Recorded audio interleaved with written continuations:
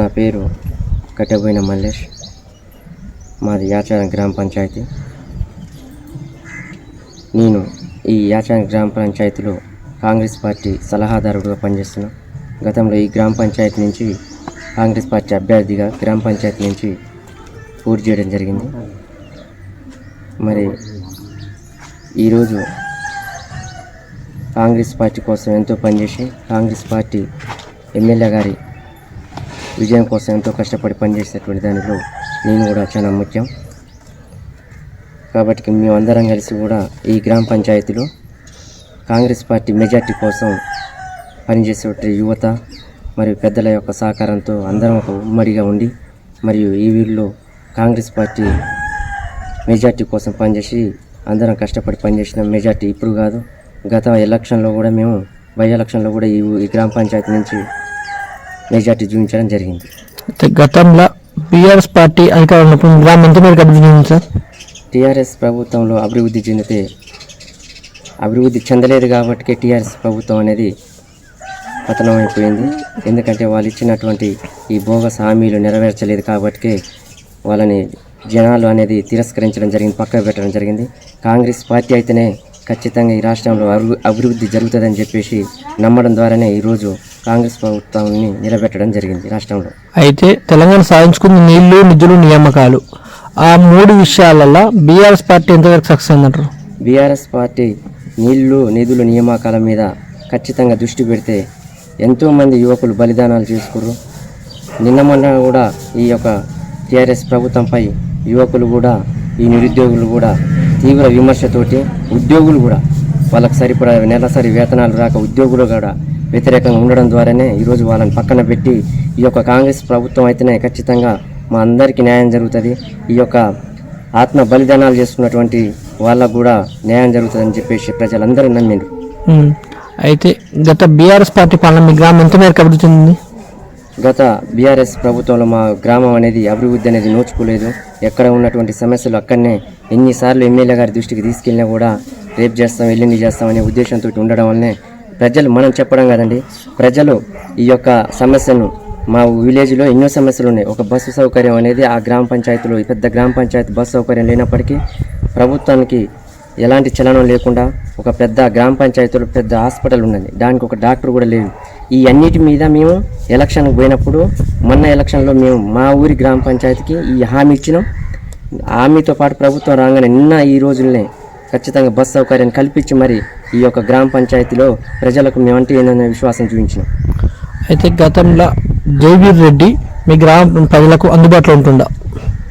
ఖచ్చితంగా అందుబాటులో ఉంటుందండి. మా గ్రామ పంచాయతీ కాదు, డైరెక్ట్ నియోజకవర్గంలో కూడా ఎప్పుడు సమస్య వచ్చినా లేదా ఎక్కడ ఉన్నా కూడా మేము ఇక్కడి నుంచి ఫోన్ చేసి కాల్ చేస్తే ఖచ్చితంగా నడి సెంటర్ అయినటువంటి హాలియా సెంటర్లో ఎప్పుడైనా వస్తారు. మీరే రావాలని ఇక్కడికి ఈ గ్రామ పంచాయతీలో సమస్య ఉంది, మీరు ఖచ్చితంగా రావాలంటే ఖచ్చితంగా మాకు వస్తాడనే నమ్మకం ఉంది, వస్తుండు కూడా అండి.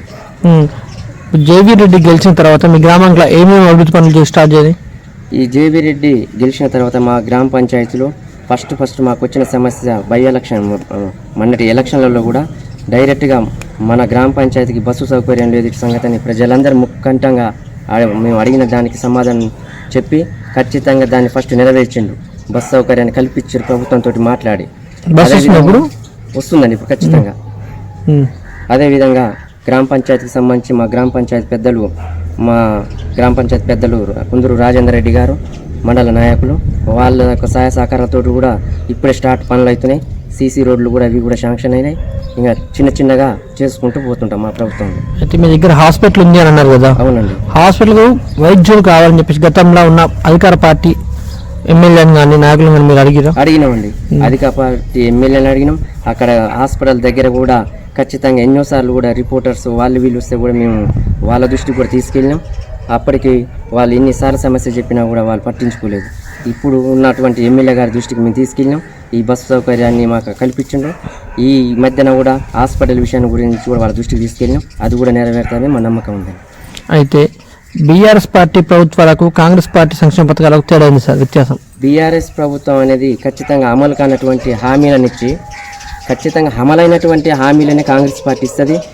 వాళ్ళ దృష్టిలో ఖచ్చితంగా మనం ఎలక్షన్ వరకు ఏదో వాడుకుంటామని కాదు, ఖచ్చితంగా అమలైనటువంటి హామీలనే కాంగ్రెస్ పార్టీ ఇస్తుంది. వాటిని ఖచ్చితంగా అమలు పరుస్తుందండి. ఇప్పుడే కాదు, గతంలో కూడా మీరు చూడండి, రాజశేఖర రెడ్డి ప్రభుత్వం, కాంగ్రెస్ ప్రభుత్వం ఉన్నప్పుడు కూడా ఒకే మాట చెప్పిండు, రుణమాఫీ అనేది నేను ఏకకాలంలో ఖచ్చితంగా చేస్తామని చెప్పారు. అది అందరికీ తెలిసిన విషయమే. ఇక్కడ ఏం చెప్పిండండి, ఒక చిన్న విషయం, రుణమాఫీని తీసుకున్న ఆ ప్రభుత్వంలో ఈ ప్రభుత్వంలో రుణమాఫీ ఎన్నిసార్లు చేసిండని 4 సార్లు కార్యక్రమాలు చేసి వాటికి ఏం చేసిండు, ఎవరికి ఎన్ని మాఫీ అనేది కూడా ప్రజలకే తెలియదు. కానీ మరి ఇదే ప్రభుత్వం 2 లక్షలు ఏకదాటిగా ఖచ్చితంగా మాఫీ చేస్తామని చెప్పినాం. రేపు మాపు టైం సంగతి అనేది దాని గురించి కూడా ఎంత ఉంది, ఎన్ని కోట్లు పడుతుంది బడ్జెట్ అనేది కూడా మా ప్రభుత్వం నిర్ణయిస్తుంది. ఖచ్చితంగా అమలు అయ్యేటటువంటివే చెప్తుంది కాంగ్రెస్ పార్టీ తప్ప గ్రామ పంచాయతీ లెవెల్లో కూడా ప్రతి కార్యకర్త అయినా ప్రతి నాయకుడైనా కాంగ్రెస్ పార్టీ తరఫున ఉన్నాడంటే ఖచ్చితంగా అమలు చేస్తామంటేనే హామీ ఇస్తాం తప్ప ఇంకా ఇది చేస్తాం నీకు ఇది చేస్తాం అనేది ఉండదు మా పార్టీలో. అయితే రైతు బంధు గతంలో నాట్ల సమయంలో పడేంత వరకు చాలా మంది పడలేదు. ఇది దీనిలో అధికార పక్షం పేర్లు ప్రతిపక్షాలు ఆరోపిస్తున్నాయి. దాని మీద మీ గ్రామ రైతులకు ఏం చెప్తాం అనుకుంటున్నారు? మా గ్రామ రైతులకు కూడా వాస్తవంగా ఎలక్షన్ జరిగినటువంటి 2-3 నెలలనే వాళ్ళు ప్రతిపక్షంగా ఉన్నటువంటి ప్రతిపక్ష పార్టీ టీఆర్ఎస్ పార్టీ ఉన్నది. వాళ్ళది ఏంది వచ్చిన 2 నెలలను ఏదో ఈ జనాల మీద అట్లా చేయాలి ఇట్లా చేయాలి వీళ్ళని ఏమని చెప్పేసి స్టార్ట్ చేసి చెప్పారు. కానీ ప్రభుత్వం అనేది ఖచ్చితంగా ఎన్ని లక్షల కోట్లు పడుతుంది అనేది నిర్ణయించి చూడండి, నిన్న ఈ రోజు స్టార్ట్ అయింది. నిన్న ఈ రోజు తోటి ఖచ్చితంగా వేస్తూనే ఉన్నాం. 4 ఎకరాల వరకు వేస్తూనే ఉంటాం. అది ఇచ్చిన మాటలు ఖచ్చితంగా కట్టుబడి గ్యారంటీ మా ప్రభుత్వం ఉంటుంది. కాంగ్రెస్ పార్టీ సంక్షేమ పథకాలు మీ గ్రామంలో ఎంతమంది లబ్ధిదారులు అందింది? కాంగ్రెస్ పార్టీ పథకాలు ఇప్పుడు కాంగ్రెస్ ప్రభుత్వం వచ్చినాక మా ప్రభుత్వంలో ఇప్పుడు ప్రజా సమస్యలు ఉన్నాయి. ఒక చెరువు ఉంది, మా ఊరు చెరువు. టీఆర్ఎస్ ప్రభుత్వంలోనే ఖచ్చితంగా అది తెగిపోవడం జరిగింది. దాన్ని ఖచ్చితంగా ఎమ్మెల్యే గారి దృష్టికి తీసుకుపోవడం ద్వారా ఖచ్చితంగా దాన్ని పరిష్కరించడం జరుగుతుంది. ప్లస్ బస్సు సౌకర్యం ఉంది. ఇలాంటి పథకాలు ఒక్క కాంగ్రెస్ పార్టీ కాదు, గ్రామ పంచాయతీలో ఉన్నటువంటి ప్రతిపక్ష పార్టీకి కూడా అందుతుందంటే అది మన ప్రభుత్వం అయ్యాను కదా. ఇది ఏ ఒక్క వ్యక్తికి సహకరించింది కాదు, అందరికీ అక్కడ వచ్చేటువంటి విషయం. అయితే బీఆర్ఎస్ పార్టీలో సంక్షేమ పథకాలకి ఏం పార్టీ నాయకులకి అందేది, ప్రజలకు అందలేదు అనేది మీరు చెప్తున్న మాట, అది ఎంత నిజం? ఎస్, ఇది కరెక్ట్ అండి. ఇక్కడనే కాదు, ఒక గ్రామ పంచాయతీ లెవెల్నే కాదు, మీరు ఏ గ్రామ పంచాయతీ పోయినా ఈ నియోజకవర్గంలో ఏ గ్రామ పంచాయతీకి పోయినా ఖచ్చితంగా ఫస్ట్ లిస్ట్ అవుట్ గ్రామ పంచాయతీలో ఉన్నటువంటి లీడర్కు ఎమ్మెల్యే గారు ఫోన్ చేసి మన కార్యకర్త ఎవరు, ఆ కార్యకర్తకి టిక్కు పెట్టి విలేజ్లో ఖచ్చితంగా ఏ వ్యక్తి అయితే సాధారణమైనటువంటి పౌరుడుగా ఉన్నాడో ఆ వ్యక్తికి ఖచ్చితంగా అలాంటి సంక్షేమ పథకాలు అందవలసిన టైం ఏ ప్రభుత్వంలో ఉండండి. కానీ బీఆర్ఎస్ ప్రభుత్వం ఉన్నప్పుడు అలాంటిది లేదు. మన పార్టీ కాదా వాళ్ళకు టిక్కు పెట్టేసి లిస్ట్ అవుట్ తయారు చేసి తప్ప ఖచ్చితంగా విలేజ్ పరంగా ఖచ్చితంగా ఒక గ్రామ సభ పెట్టి ఆ గ్రామ సభ ద్వారా ఖచ్చితంగా సెలక్షన్ చేసింది లేనిది. ఇప్పటికైనా ఎక్కడైనా ఏ గ్రామ పంచాయతీలో అయినా కూడా అదే సమస్య. అయితే ఇప్పుడు జయవీర్ రెడ్డి, రఘువీర్ రెడ్డి ఒక్కొక్కటి మంచి వ్యక్తులు. ఇప్పుడు పార్లమెంట్ రఘువీర్ రెడ్డికి టికెట్ కేటాయించింది. కుటుంబం పాలన వ్యతిరేకించే కాంగ్రెస్ పార్టీ ఒకే ఇంట్లో 2 టికెట్లను ఇవ్వడాన్ని ఏ విధంగా సమర్థిస్తారు సార్ మీరు? ఒకే కుటుంబంలో 2కి టికెట్లు ఇవ్వడం అనేది ఖచ్చితంగా ప్రజల కోసం పనిచేసేటువంటి నాయకుడు ఎక్కడ ఉన్నా కూడా కుటుంబపరం అనేది కాదు. ఖచ్చితంగా ప్రజల కోసం పనిచేసేటువంటి నాయకుడు ఎవరున్నా కూడా, ప్రజల పక్షాన్ని నిలబడేటువంటి నాయకుడు ఎవరున్నా కూడా వాళ్ళకు మనం టికెట్ ఇచ్చి ఖచ్చితంగా మనం గెలిపించుకొని పనిచేయాలి. సాధారణటువంటి సమస్యలని సాధారణటువంటి ప్రజల్లో మమేకమైనటువంటి తిరిగేటటువంటి కుటుంబం జానారెడ్డి గారి కుటుంబం. ఇప్పుడే కాదు, ఎప్పటి నుంచైనా ఆ కుటుంబానికి ఒక మంచి పేరు ఉంది. జానారెడ్డి గారికి కూడా ఎలాంటి సాదాసీద వ్యక్తి, విలేజ్ పరంగా ఉన్నటువంటి వ్యక్తులను కూడా దగ్గర పిలుచుకొని మాట్లాడి వాళ్ళ బాధల కష్టాలను తీర్చేటటువంటి కుటుంబం జానారెడ్డి గారి కుటుంబం. కాబట్టి జానారెడ్డి గారి కుటుంబానికి కుటుంబ పరంగానే చూడలేదు.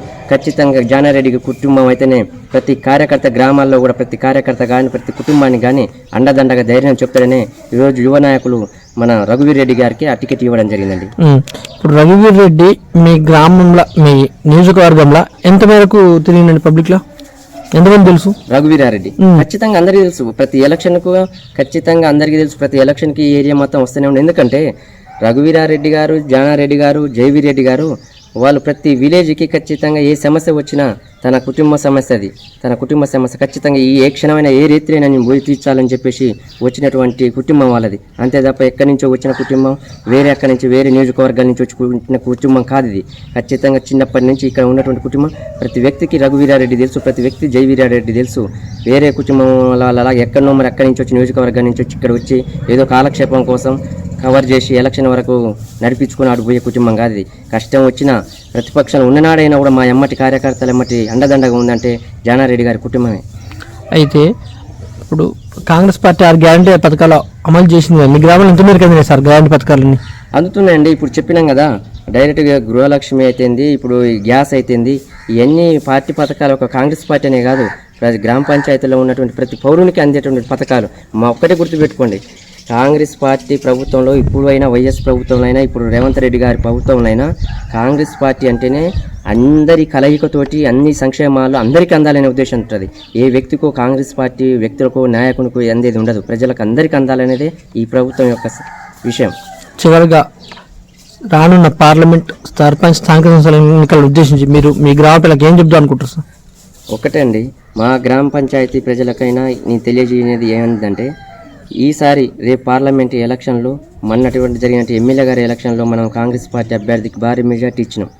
ఇప్పుడు కూడా పార్లమెంట్ ఎలక్షన్లో కూడా ఈ భారీ మెజార్టీ మనం ఎంపీ గారికి, మనం రఘువీరారెడ్డి గారిని గెలిపించుకున్నట్టయితే ప్రభుత్వం మనదుంది ఇక్కడ. ఖచ్చితంగా ఈ ప్రభుత్వ పథకాలైనా కూడా ప్రజలందరికీ మన సంక్షేమ పథకాలు అందజేయాలంటే ఈ ఎలక్షన్లో కూడా మనం ఖచ్చితంగా మన రఘువీరారెడ్డిని భారీ మెజార్టీతో గెలిపించుకుంటే మనందరి సమస్యలు కూడా ఇంకా పరిష్కరించుకోవడానికి అవకాశం ఉంటుంది. అయితే నెక్స్ట్ సర్పంచ్ ఎలక్షన్లు కూడా ఉన్నాయి సార్, అవును. దాంట్లో ఎటువంటి అభ్యర్థులు గెలిపారంటారు మీరు? ఇప్పుడు రేపు జరగబోయే గ్రామ పంచాయతీ ఎలక్షన్లో కూడా ప్రజల సమస్యల నిరంతరం ప్రజల కోసం పోరాటం చేసి ప్రజలకు నిరంతరం అందుబాటులో ఉండి ఏ సమస్య వచ్చినా కూడా పలానా వ్యక్తి కాడికి పోతే ఖచ్చితంగా తెలియజేస్తాడు. ఏ విషయాన్నైనా కూడా ఖచ్చితంగా మన దృష్టికి ఉంటుంది, ఖచ్చితంగా ఆ సమస్యను పరిష్కరించగలుగుతాడు.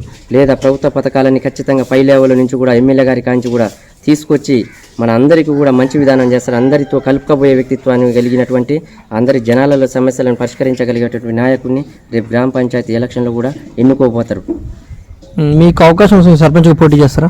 ఖచ్చితంగా నేను పోటీ చేస్తానే కాదు, మా పార్టీ పరంగా ఎప్పుడైనా ఒక్కటండి, మా గ్రామ పంచాయతీ పరంలో ఒక్కటే, ఎప్పుడైనా వ్యక్తిత్వాలకు మాకు ఇక్కడ ఆస్కారం ఉండదు. పార్టీ మాది ఒక నిర్ణయం ఉంటుంది, పార్టీ నిర్ణయం ప్రకారమే మేము నడుచుకుంటాం తప్ప ఎప్పుడైనా ఏ వ్యక్తి అయినా కనీసం ఒక వార్డు మెంబర్కి ఉండాలన్నా కూడా కోరికలని సహజం అందరికీ ఉంటాయి. కానీ మా దాంట్లో ఈ గ్రామ పంచాయతీలో కాంగ్రెస్ పార్టీలో ఖచ్చితంగా మా మండల నాయకులు కుందూరు రాజేంద్ర రెడ్డి గారు వారి యొక్క సహాయ సహకారాలతోటి అందరం కలిసి ఉమ్మడిగా ఏ వ్యక్తినైతే పెడతామో ఆ వ్యక్తి ఖచ్చితంగా అందరం కట్టుబడి పనిచేస్తాం. ఇది మా నిర్ణయం ఇక్కడ గ్రామ పంచాయతీలో. నేను కావచ్చు, రేపు ఇంకోలు కావచ్చు, కానీ మా పార్టీ పరంగా నిర్ణయించుకొని మేము ఉమ్మడిగా పెట్టుకున్నట్టు అభ్యర్థిని మటుకు ఖచ్చితంగా గెలిపించుకుంటాం. అయితే మీకు సాగునీటి సమస్య మీ గ్రామంలో ఉంది, అది దాన్ని ఏ విధంగా పరిష్కరిద్దాం అనుకుంటారు? మేమే దృష్టికి తీసుకెళ్ళారు సమస్యను. మా ఊరిలో సాగునీటి సమస్య, అక్కడక్కడ మోటార్ల సమస్య, వాటర్ సమస్య అలాంటివి ఉన్నాయి. అలాంటి సమస్యను కూడా మేము ఎమ్మెల్యే గారి దృష్టికి తీసుకెళ్ళినాం. ఈ మధ్యనే డైరెక్ట్ ఒక్కొక్క పని అయిపిస్తుందని చెప్పినాం గతంలో, ఇందాక కూడా.